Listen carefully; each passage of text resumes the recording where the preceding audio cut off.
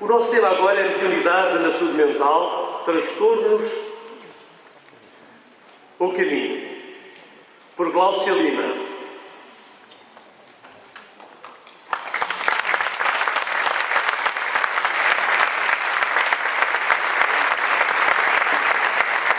É licenciada em Medicina, especialista em Psiquiatria, psicoterapeuta na abordagem transpessoal, terapia familiar e psicodrama, terapêutica didata em terapia por estruturação vivencial. Médica no Centro Hospitalar do Barreiro, Montijo, Hospital Nossa Senhora do Rosário, exerce atividades clínicas Mental Care Lisboa e Belo Diagnóstico Amora. Casa Espírita que pertence à Associação Médica Espírita de Portugal. Seja bem-vinda.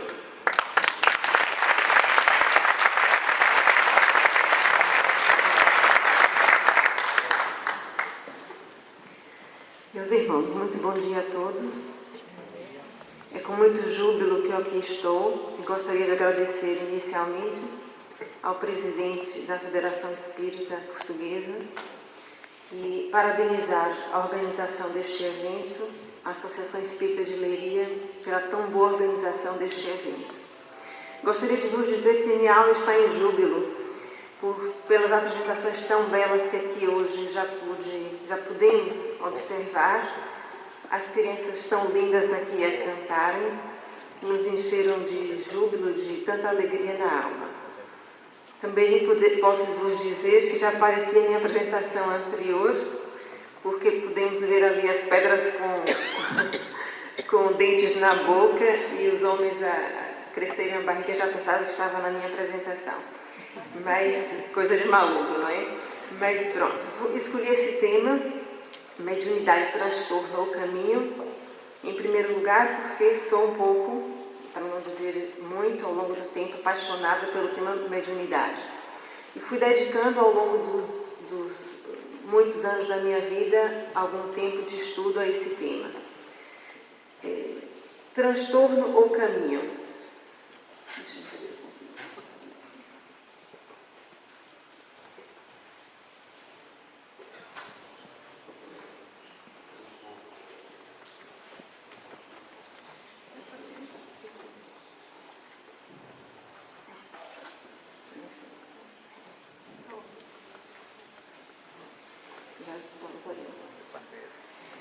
Então, escolhi esse tema, transtorno ou caminho, porque na sua expressão, a mediunidade, quando no seu despertar, ou na sua expressão ao longo do desenvolvimento mediúnico, ela pode se apresentar com muitos sintomas que podem mimetizar alguns desequilíbrios, quer físicos, como nós já vimos aqui anteriormente na palestra anterior, quer de cunho orgânico, quer de cunho mental. E alguns desses sintomas podem, inclusivamente, fazer parecer que a pessoa, como já foi dito também ontem aqui por alguns palestrantes, tenham algumas patologias do fórum psiquiátrico e alguns dos médios, inclusive, serem levados para serem avaliados por psiquiatras e terem algumas patologias como esquizofrenia ou outras patologias de fórum mental. Então, nós escolhemos esse tema para poder elucidar, aproveitar essa oportunidade, elucidar que esses médiuns não são pessoas patológicas, nem são pessoas que tenham doença realmente de caráter mental. E quando nós colocamos o despertar da mediunidade, nós colocamos aqui alguns sintomas que são muitas vezes comuns, muito embora os sintomas iniciais da mediunidade possam ser diferentes de pessoa para pessoa, e como já disse também o colega ontem do Tenho, há várias fases em que a mediunidade pode aparecer, desde a infância até a velhice, e Herculano Pires colocou essas 4 fases, 4 ciclos em que a mediunidade pode realmente aparecer. Normalmente, quando a mediunidade é despertada, ela pode surgir com vários tipos de sintomatologia. Alguns deles podem ser confundidos realmente com sintomas de ordem psiquiátrica. Por exemplo, a instabilidade de humor, as variações de humor. Essa instabilidade de humor reúne, por exemplo, mudanças repentinas de humor. A pessoa pode estar muito bem e, consoante adentra em um recinto ou consoante as pessoas com quem está, pode mudar repentinamente de humor, ou mudar facilmente de humor. As sensações de presença, a pessoa pode estar muito bem estando sozinha ou estando acompanhada de um grupo de pessoas, de repente sentir que está ali mais alguém que não está fisicamente presente naquele recinto. E essas sensações de presença podem ser registradas naturalmente como uma sensação desagradável, porque pode vir acompanhada de uma sensação de mal-estar. Sensações de arrepios, não quer dizer que sempre que a pessoa se arrepie seja porque tem ali uma presença espiritual, como é óbvio, não é? Mas os arrepios, sensações de repuxamento na cabeça, de um lado ou do outro, ou no membro, no braço, portanto, normalmente acompanhadas de sensações de mal-estar, de desagrado, de uma sensação ruim, de uma sensação que a pessoa registra como um desconforto. Algumas vezes também de uma lembrança de alguém, portanto, uma lembrança de algum acontecimento. Uma sensação de influenciabilidade, ou seja, a pessoa normalmente, o médium é normalmente uma pessoa facilmente influenciável, tem uma tendência maior para ser uma pessoa influenciável. Portanto, isso vai conjugar-se com outra característica dele, que é a tal instabilidade, uma maior instabilidade no seu humor, porque ele muda com mais facilidade de humor. E as visões e ou vozes, porque o médium, ele facilmente, para quem é médium vidente ou audiente, não é para todo médium, como é óbvio, ele pode ver e ouvir vozes. Portanto, isso deve depender do tipo de mediunidade que o médium tem a desenvolver e a depender das características próprias de cada médium, pode ter vários desses sintomas ou algum desses sintomas. Mas quando se trata de mediunidade, nós não podemos dizer que esses sintomas se enquadram em nenhum quadro psicopatológico, em nenhum quadro em que a psiquiatria consiga descrever. Portanto, nós não conseguimos reunir dentro do compêndio de doenças psiquiátricas nenhuma patologia que consiga dizer tem todos esses sintomas. Aquela que mais se aproxima, nós vamos chegar lá, então eu não vou entrar muito nesse campo porque vai ter uma pessoa que vai falar especificamente sobre isso, que seria a esquizofrenia. Mas nós vamos também dizer mais tarde, mais aqui um pouco, quais seriam as diferenças.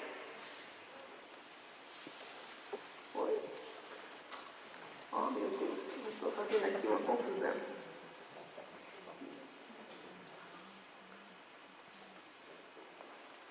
Eu fui aqui para o último slide. Deixa eu ver aqui se eu volto para trás. Desculpem lá. Quem é que pode me ajudar aqui?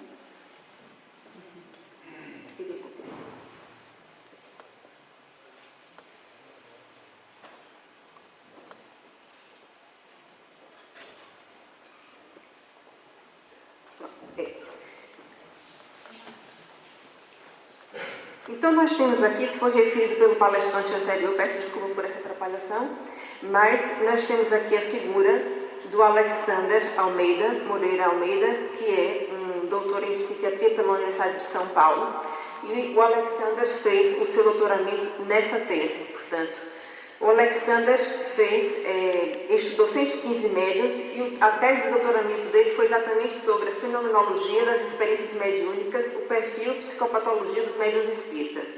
Nós podemos dizer que foi a maior amostragem de médiuns estudadas dentro de uma pesquisa no campo científico. Pronto. E foi uma tese realmente de doutoramento, portanto foi uma tese científica. Foi a pessoa que mais estudou o número maior de médiuns estudados. Então, a tese dele é uma tese considerável, portanto, é uma tese que se pode utilizar como demonstração científica para exemplo das suas conclusões. Portanto, o que é que o Alexander concluiu? Que 76,5% dos médiuns estudados eram mulheres. Isso não quer dizer que a mediunidade seja mais frequente entre as mulheres. Isso quer dizer que nos centros espíritas, podemos concluir isso, que estavam mais presentes, mais estudadas mulheres nos centros espíritas. Pode-se concluir que frequentavam mais o centro espírita mulheres, porque ele encontrou mais nessa amostra mulheres para serem estudadas. Portanto, a média de idade eram 48 anos, as habilitações literárias eram 45,5, tinham curso superior, o que é muito interessante porque não se tratava de pessoas iletradas, incultas. Portanto, o desemprego estava numa taxa de 2,7%, era uma população brasileira. Talvez em Portugal, se fosse isso, hoje a taxa de desemprego fosse muito maior. E o médio de anos de espiritismo era 16 anos, mais ou menos 12,7 anos, ou seja, tinha uma frequência mínima de 3 anos no centro espírita e máxima de 16 anos. Portanto, desse queijo, dessa fatia de queijo que nós temos visto aí nesse slide, eu penso que na própria publicação do estudo do Alexander há um erro, porque nessa fatia de queijo em vermelho nós temos a incorporação, mas eu acho que o que ele queria, o que foi publicado, tem um engano, deverá ser intuição, porque nesta fatia encontra-se a maior parte dos elementos estudados e seria 73% das pessoas que se enquadrariam aí. E como nós sabemos que a maior parte dos médios que nós encontramos nos centros espíritas são médios intuitivos. Portanto, então seria 73%. Depois seriam os médios de psicofonia, que seriam 66%. Depois seriam os de evidência, 63%. Audiência, 32%. E psicografia, 23%. Alexander concluiu que a maioria dos médios teriam o início da sua sintomatologia na infância, o que é concordante realmente com outros estudos espíritas. Portanto, que no primeiro ciclo da mediunidade aparecem realmente os sintomas na infância, o que não quer dizer que nesta fase, neste ciclo, deva ser desenvolvida a faculdade mediúnica, como aqui foi falado ontem. Que estas manifestações caracterizam-se por vivências de influência ou alucinatória, e aí eu pus em bold porque ele utilizou duas terminologias que são terminologias psiquiátricas. As vivências de influência são aquela sensação de que o indivíduo está a ser influenciado. Por que eu pus em bold? Porque essa explicação, é um sintoma presente e característico da esquizofrenia. E alucinações, que também é um sintoma existente na esquizofrenia e que não implicam no diagnóstico de esquizofrenia. Ou seja, apesar do médium ter dois sintomas que são característicos da esquizofrenia, não implicavam. Por que é que não implicavam? Por quê? O que é que ele observou? Porque as duas vivências que os médiuns tinham constituíam uma vivência diferente, quer da esquizofrenia e quer da personalidade múltipla, porque eles não tinham scores, não tinham outros sintomas que se enquadrassem em outras perturbações psiquiátricas, porque não apresentavam disfunções nem sociais, nem no trabalho, nem nos estudos, nem na família. Por quê? Porque eles não apresentavam, eles estavam adaptados socialmente, adaptados pessoalmente, adaptados na família e no seu trabalho.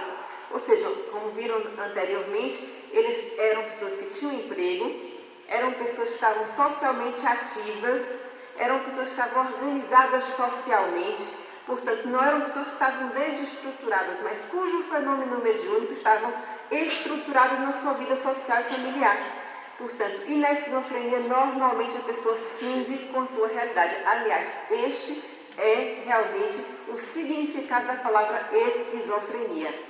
A palavra esquizofrenia tem, no fundo, a nomenclatura quer dizer isto. Esquizofrenia cindiu com a realidade. Então, para além daqueles sintomas, o importante é que a pessoa saiba que existe duas características principais na avaliação do doente esquizofrênico, que é a transitoriedade do sintoma que existe na mediunidade. A pessoa pode ver e ouvir vozes, mas existe uma transitoriedade naquele evento, ou seja, a pessoa vê e ouve, mas aqueles sintomas passam, sai do centro espírita, sai da sessão mediúnica, mas deixou de ouvir.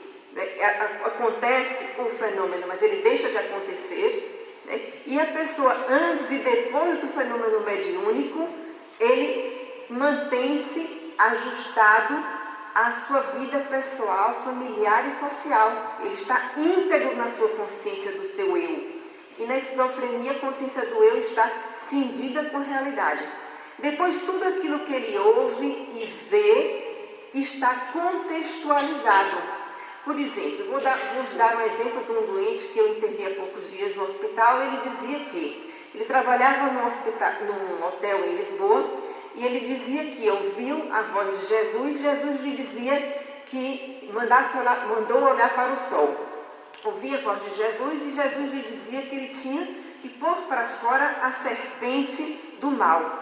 Portanto, mandava olhar para o sol. E que ele passou a olhar 4 horas para o sol. Eu disse logo, mas foram ininterruptas? Porque pensei logo, segundo, não foram ininterruptas. Pronto, isso ainda bem. Mas depois ele dizia, mas eu tive que vomitar tanto, que ele teve um sangramento digestivo. Porque ele tanto vomitar, tentando pôr a serpente do demônio para fora, né? Ele vomitava, ele estava vomitando, pondo a semente do demônio, mas ele ouvia as vozes, que eram a voz de Deus. E a voz de Deus mandava.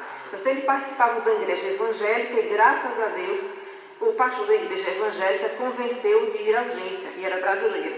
Então ele disse assim, o pastor da igreja evangélica disse, fulano, era de origem romena, disse, olha, a voz que você está a ouvir, eu também estou a ouvir. E Jesus está a me dizer que, em favor da sua obediência a Jesus, você tem que ser internado. Eu disse, graças a Deus, encontrei um pastor lúcido que está a me ajudar a internar o doente. Pronto, então ele, em obediência a Jesus, foi internado para curar as vozes que ouvia, mas essas vozes não têm coerência realmente com uma voz de um espírito que diz, que dá uma orientação, portanto. E essas vozes me mandavam, por exemplo, dizer outras coisas, diziam que ele era um missionário de Jesus, portanto, ele estava numa igreja messiânica e ele achava que ele tinha uma missão especial, portanto, são todas congruentes com humor elevado. Portanto, ele estava num episódio de uma mania bipolar, onde ele achava que ele era um emissário de Deus, em que ele tinha uma super missão na Terra. Portanto, estava com humor elevado, estava no episódio de mania, no episódio bipolar, e estava com uma relação do humor, estava a achar que ele tinha uma missão especial, e por isso tudo nele era muito especial. Portanto, vamos passar adiante, senão eu fico aqui falando demais dos casos. Eu vou vos apresentar 2 casos. Agora, esse caso que eu apresentei foi um caso de voz por perturbação mental. Pronto, vou vos apresentar 2 casos a seguir de mediunidade. Portanto, o primeiro caso em que a mediunidade foi utilizada de uma forma inadequada e por isso causou transtornos de ordem mental. Primeiro caso, o caso da Fernanda, os nomes são fictícios. Ambos os casos aconteceram no serviço de urgência do Hospital do Barreiro. Portanto, mulher, 45 anos, casada, proveniência Barreiro. A queixa dela eram vozes, alucinações visuais, ansiedade, ataques de pânico. Antecedentes patológicos. A patologia psiquiátrica, ela tinha história anterior de depressão, estava medicada pelo médico de medicina geral e familiar, estava medicada com fluoxetina, que é um antidepressivo, é o Prozac, o Unicedil, que é o diazepam, e o Zolpidem, que é hipnótico, é o Stilnox. Procurou as urgências pelo aumento da ansiedade e abuso de benzodiazepinas, portanto, que era o Unicedil, que era o diazepam, que é o Valium. E por que ela estava abusada das benzodiazepinas? Porque ela disse, doutora, eu não aguento mais as vozes que eu ouço e aquilo que eu sinto, eu tenho que ficar dopada. Porque eu ouço tantas vozes e isso me incomoda tanto, eu já não aguento mais, eu tenho que esquecer, eu tenho que ficar dopada. Então, ela começou a tomar 10 comprimidos, 20 comprimidos de diazepam por dia, porque ela não suportava mais as vozes que estava ouvindo. Então, diazepam para dentro. Então, ela disse assim, mas doutora, acha que eu posso lhe contar? Hoje eu vim com a minha mãe a uma consulta de fibromialgia ao hospital. Mas as pessoas têm insistido tanto que eu vim ao psiquiatra que eu não aguentei mais e hoje vim. Eu disse, ainda bem, pensei. Então ela dizia, eu vou contar coisas muito esquisitas. Eu disse, então conte, Fernanda. E lá ela passou a contar. Não consigo me sentir bem em lugar nenhum. Sinto uma confusão muito grande em minha cabeça. Oh, meu Deus do céu, ainda não me trouxeram a hora, mas já estou vendo o relógio. Tenho a noção de que estou em outra realidade, que minha cabeça me dá ordens. Vejo-me morta. Ouço vozes constantemente a me dizer que você vai morrer, assim é que você deve estar. Vejo bichos, os bichos a me comerem, mandam me matar. Ouço coisas a caírem dentro de casa. Essa fotografia do Reinaldo Barros. Vejo pessoas e vultos escuros. Eu disse, você fala com os vultos? Falo. Quando falo com eles, eles fogem. Dizia assim, as vozes me mandam matar. E eu vejo os bichos a me comerem. Olha, vem a menina das 10 minutos. Olha, meu Deus. Pronto. E ela dizia assim, quando eu sinto aquelas sensações e penso, mas eu não quero morrer. Então ela dizia assim, mas é assim que você vai ficar. A filha também tinha as mesmas sensações. Detalhe, esta filha, desde o nascimento desta filha, ela teve a primeira depressão no nascimento desta filha. Ou seja, eram dois espíritos que não se deram bem nesta reencarnação, desde que a filha nasceu. Ela própria dizia que não se sentia bem e não sabia por que não estava bem com essa filha, desde sempre, nunca conseguiram se relacionar bem. A filha tentou o suicídio aos 15 anos, há 4 anos atrás. E desde essa altura, esses sintomas exacerbaram, chegando a esse processo obsessivo grave. E ela procura urgência neste momento de profundo desespero, de profundo desequilíbrio emocional, no qual a mediunidade realmente está aqui em total desequilíbrio, em processo obsessivo. Ela e a filha. Eu vos trouxe aqui este exemplo porque o espírito de Manuel Filomeno de Miranda nos faz lembrar que o despertar dos médiuns que são chamados ao mandato mediúnico e realmente não acordam para essa realidade na vida terrena é doloroso. Portanto, meus irmãos, aqueles que têm a mediunidade de forma ostensiva, mas não acordaram ainda para o trabalho espiritual, é hora de fazer. Portanto, isto está neste livro maravilhoso que não teve oportunidade de ler, o faça, que é Mediunidade, Desafios e Bênçãos, pela psicografia do nosso querido Divaldo Franco. Portanto, o nosso segundo caso, e eu vou tentar acelerar para cumprir com os meus 10 minutos. Esse caso eu intitulei AVC espiritual. E, enquanto a Fernanda não cumpriu aquele chamamento, porque desde sempre ela foi chamada a exercer o seu papel de médium, e eu no final da consulta no serviço de urgência, ela disse, doutora, vai me medicar? Eu disse, não, medicada você já está. Eu disse, não, eu vou fazer outra coisa, Fernanda. Eu vou lhe dar um endereço. Mas o endereço, doutora, sim, eu vou lhe dar o endereço do Núcleo Espírita Luz e Caridade. A Milcar Escolástico está aqui, não me deixa mentir, que é o Núcleo Espírita Luz e Caridade no Barreiro. E é verdade. No final da consulta, no serviço de urgência, eu peguei um papelzinho, escrevi o nome do núcleo espírita e lhe dei. Ela disse, doutora, eu pensei que eu vinha para a urgência falar de coisas esquisitas. Pensou assim, mas esquisita é a médica. Certeza que ela pensou. Mas eu lhe disse, quem vai falar de coisas esquisitas sou eu. Realmente você tem mediunidade e precisa trabalhar sua mediunidade. Bom, esse caso vai ser espiritual mais esquisito é um homem de 65 anos, casado, reformado, foi levado ao serviço de urgência e esse senhor já era médium, já trabalhava com a sua mediunidade, já frequentava não um centro espírita, mas um centro espiritual em Lisboa. No dia anterior, tentou atender um casal, lembrando aqui a Alexandra, de um meio médio mais outro meio médio, né, que estava em conflito.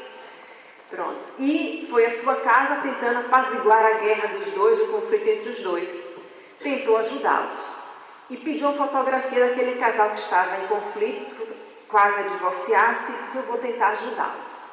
Pegou na fotografia deles e levou para o centro espiritual em Lisboa, num sábado à tarde, e disse, eu vou tentar ajudá-los, vou levar a vossa fotografia para o centro espiritual. E levou a fotografia com toda a boa vontade, tentando ajudar o casal, e vou pedir e vou orar por vocês.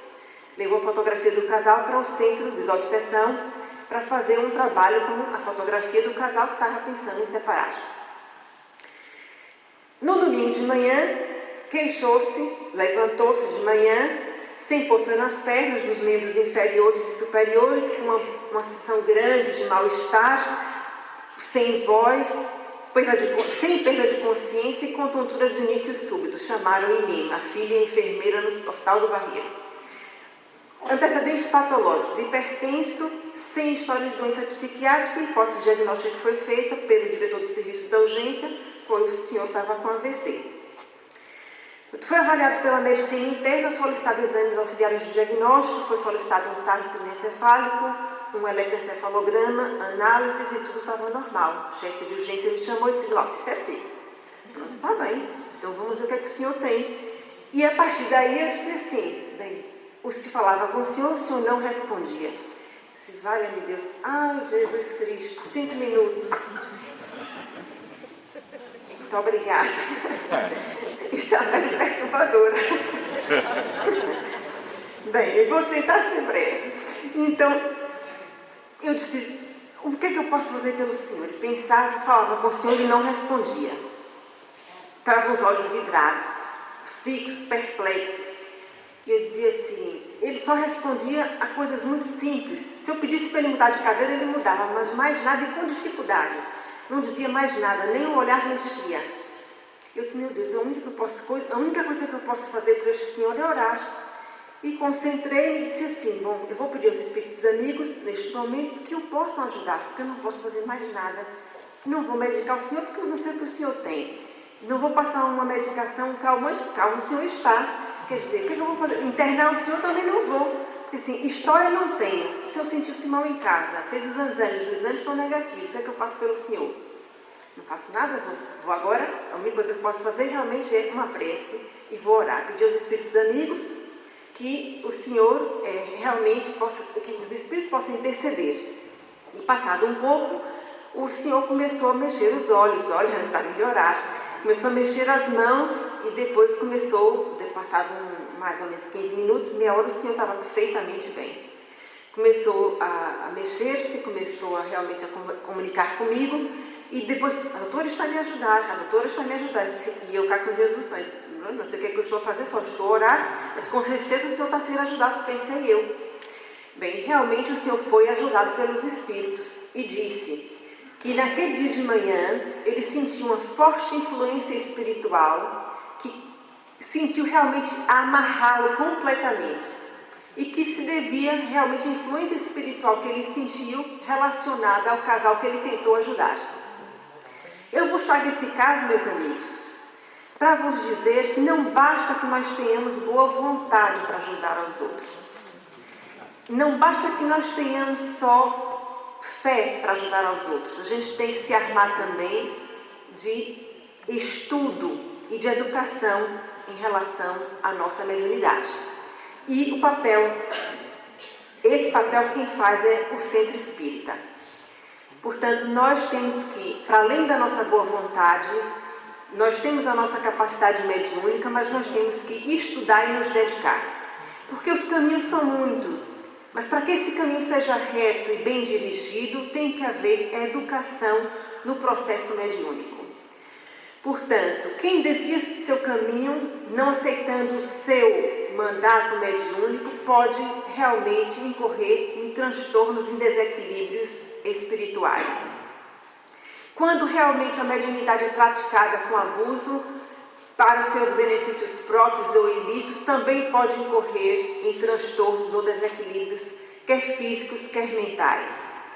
Quando os médiuns também acreditam serem seres especiais, portadores de poderes especiais, capazes de solucionar qualquer problema, a toda hora ou em qualquer momento de qualquer pessoa, também podem incorrer em enganos.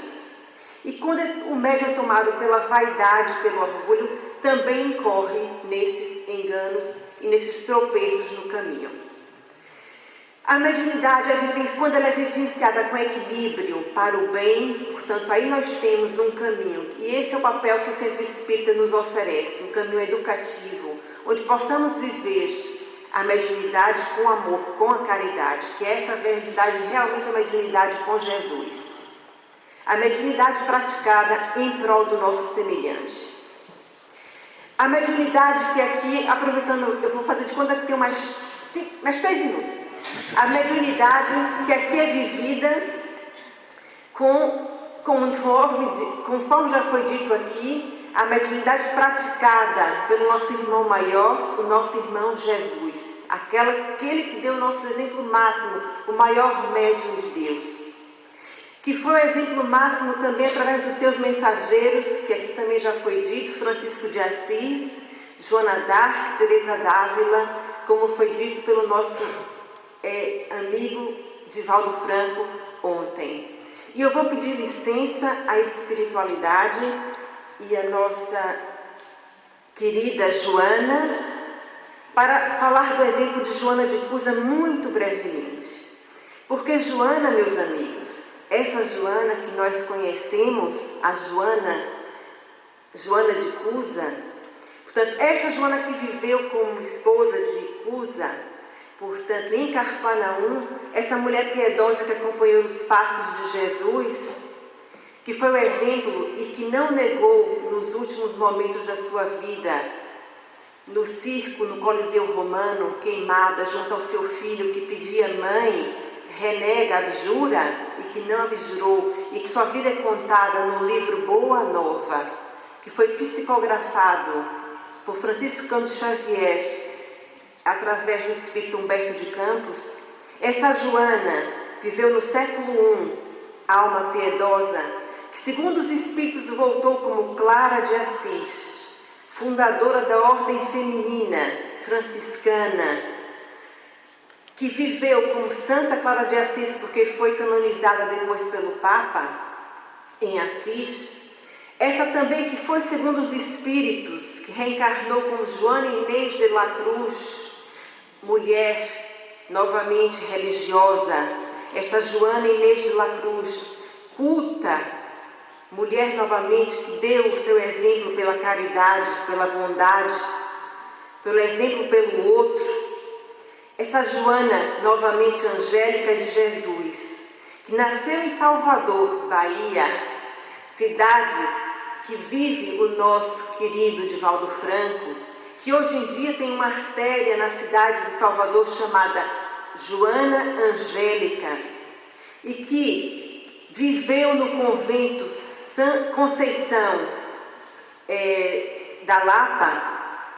Portanto, essa Joana que foi abadesa neste convento, no convento da Lapa, e para proteger as suas noviças e as suas internas das tropas do brigadeiro Luiz Inácio de Melo, da independência, quando havia a guerra para a independência da Bahia em 1822, essa Joana que morreu com os braços abertos a dizer que as tropas só invadiriam a tentar defender as suas noviças daquelas tropas portuguesas que tentavam invadir também o seu convento, disse que só entrariam no seu convento se passassem por cima do seu cadáver, e foi morta dessa forma. Esta Joana que deu seu exemplo e foi considerada a primeira mártir da independência da Bahia, portanto, essa Joana está hoje entre nós, extremamente implicada na evolução espiritual dos portugueses, como Joana de Ângeles no mundo espiritual, sendo um dos guias espirituais da humanidade através da mediunidade, do caminho vigoroso, maravilhoso da mediunidade, que traz através desse caminho de luz para todos nós, para nos brindar, através da caridade, da piedade deste Espírito, meus irmãos, que através da abnegação, de apesar de todos os percalços do seu caminho, sabe amar o povo português e através da bondade do Divaldo Franco, vem nos brindando e educando o povo português até então. É um dos guias espirituais da humanidade, realizando essa experiência educativa através do altíssimo valor das suas obras mediúnicas, através do altíssimo valor da mediunidade do nosso querido Divaldo Franco. Portanto, meus irmãos, eu termino também dizendo que mediunidade é uma conquista adquirida através da evolução, para o intercâmbio espiritual, para a iluminação espiritual das consciências e para o nosso crescimento espiritual. É um tesouro, é um valor inalienável, inapreciável, quando bem direcionada. Também representa a cruz provacional, quando assinalada por sofrimento e perturbações emocionais. E trago, para finalizar, essa imagem de Chico Xavier, que não poderia deixar aqui de ser lembrado, a dizer que Jesus só nos pediu uma coisa, que nos amássemos mais. Portanto, meus irmãos, que permaneçamos com Jesus em nossos corações. E muito obrigado pela vossa atenção.